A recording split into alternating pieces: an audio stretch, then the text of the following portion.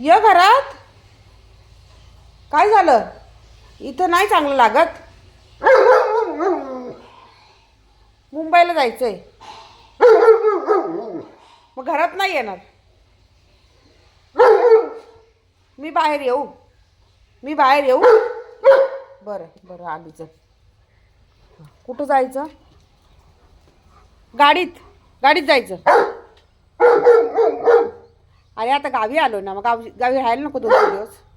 मग तू येणार नाही परत. तू पुढच्या टायमाला यायचं नाही माझ्याबरोबर. हां मी तुला आणणार पण नाही.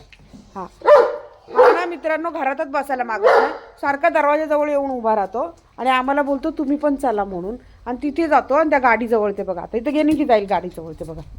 आहे ना, त्या गाडीत चल बोलतो.